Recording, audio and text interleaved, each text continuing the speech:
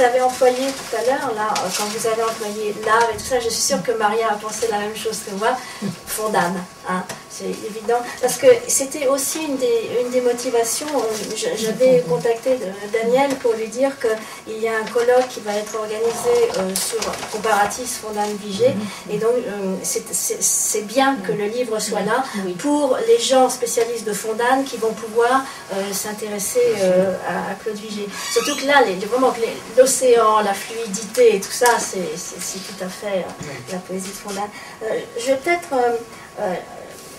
lire ce passage-là qui est dans la dernière partie de La forme à l'informe, une poétique de la voix. Les sons échappent à la permanence offerte dans la perception des choses spatiales. La source d'excitation sensorielle est instable. Son renouvellement varié est assuré par le rythme. La perception de forme qui en résulte possède un développement autonome et unique qui se réalise comme un vaste flot. Oui, mais c'est ambivalent, puisque le rythme peut aussi être conçu comme un carcan mécanique.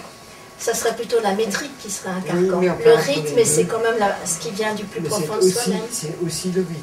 Alors, il y a là, on voit là à quel point on passe de la forme à l'informe. Et le risque qu'il y a à s'accrocher à la forme. Mais l'autre risque, c'est celui de la noyade, c'est celui de l'informité, du chaos simplement. Nous sommes dans ce monde, c'est notre expérience humaine constante d'être menacé à la fois par la rigidité et par l'inconstance, l'inconsistance plutôt. Je n'ai pas trouvé d'autre réponse, je n'ai pas de réponse à cette question. Je peux seulement les exprimer soit par des poèmes, soit par des essais. L'un comme l'autre est une tentation pour moi. Tentation d'immobilité, tentation de noyade.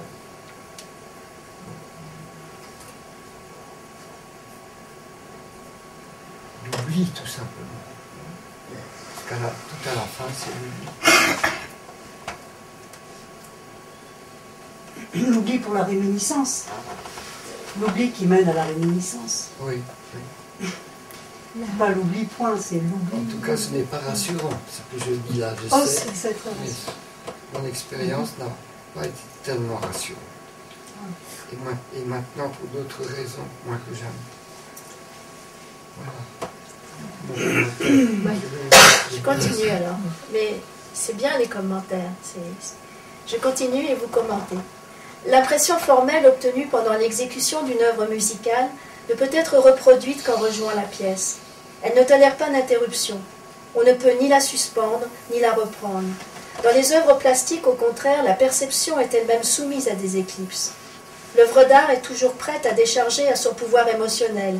Elle s'offre de manière permanente. C'est ici le spectateur qui recrée constamment sa forme et s'en pénètre à mesure qu'il la redécouvre et l'approfondit. Après des intermittences d'évanouissement, au cours desquelles il paraît perdre contact avec l'objet. La disponibilité de l'œuvre rétablit après un temps l'état affectif estompé par l'examen trop attentif de ses détails structuraux. On ne jouit vraiment d'une œuvre plastique qu'en la regardant brièvement, presque par clin d'œil, mais en répétant souvent l'expérience. Sans s'arrêter devant.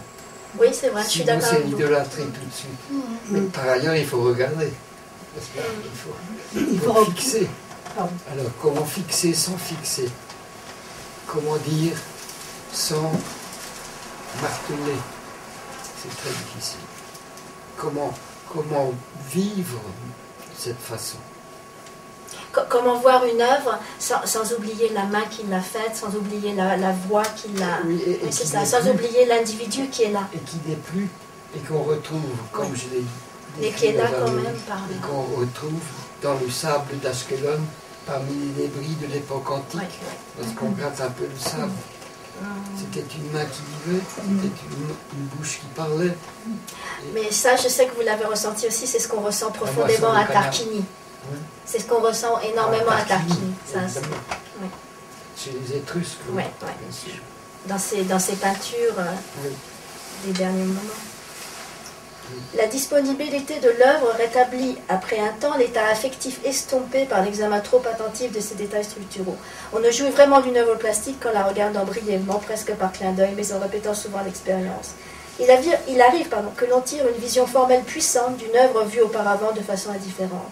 Ravi par l'excès de la surprise esthétique, on se comporte comme un homme plongé dans un état hypnotique.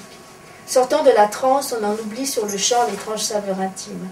On demeure alors inconsolable de sa perte, et l'on tente vainement de retrouver le secret délicieux de cette illumination.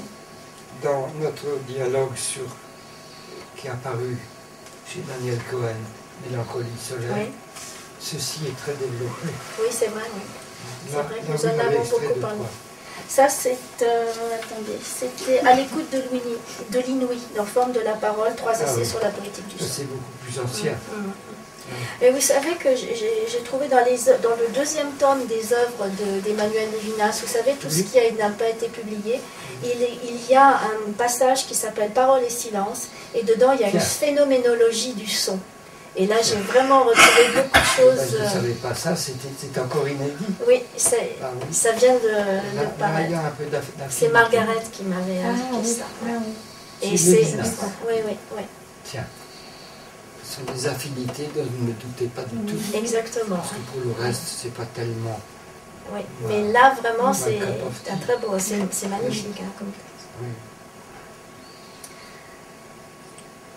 Sortant de la transe, on en oublie sur le champ l'étrange saveur intime. On demeure alors inconsolable de sa perte et l'on tente vainement de retrouver le secret délicieux de cette illumination.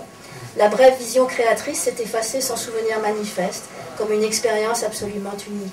L'œuvre sollicitée d'agir ne déclenche plus rien dans notre esprit. Bergson dit que les phénomènes psychiques profonds se présentent à la conscience une fois et ne reparaîtront jamais. La perception formelle, étroitement liée à l'affectivité, constitue un événement sans second.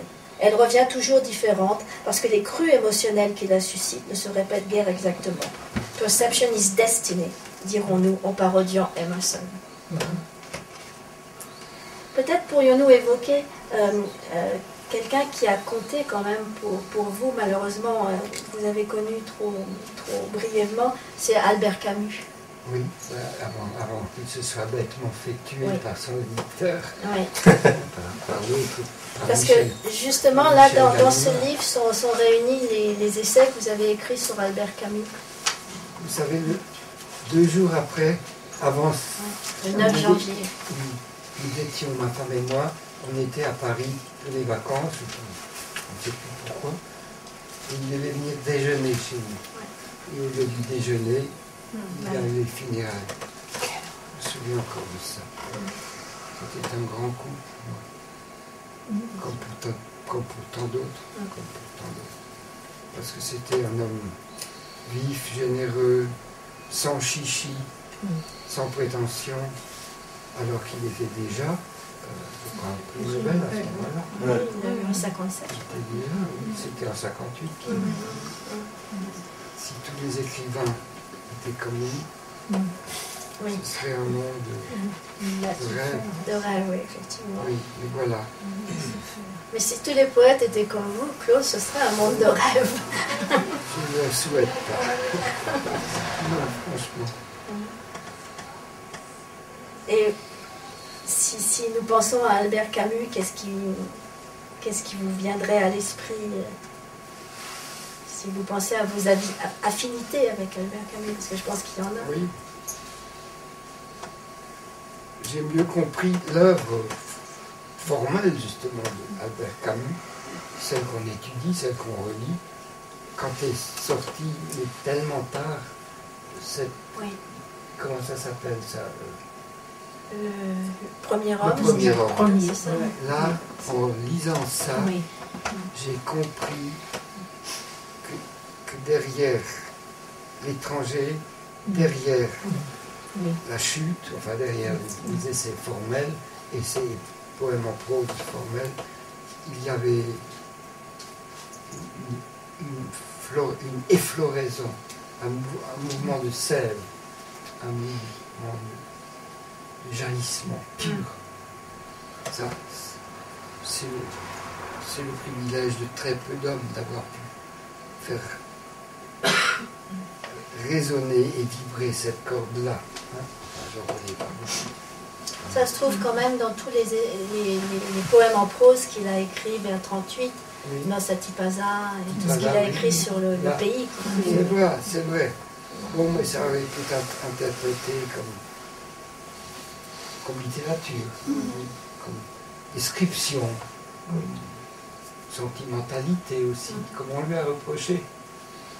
Mauvais philosophe. Oui. Alors que c'est en réalité le jaillissement pur. Poésie, oui. Et la joie pure. Pour répéter, je m'en excuse, mon vers de jeunesse de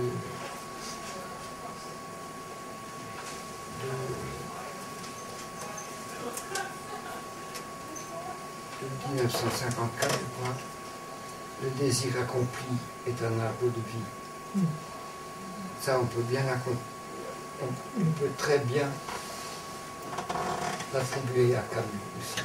Oui, ah oui. D'où d'ailleurs l'affinité, d'où son acceptation immédiate du manuscrit de Bété Indien chez Exactement. Gallimard. Oui. Mais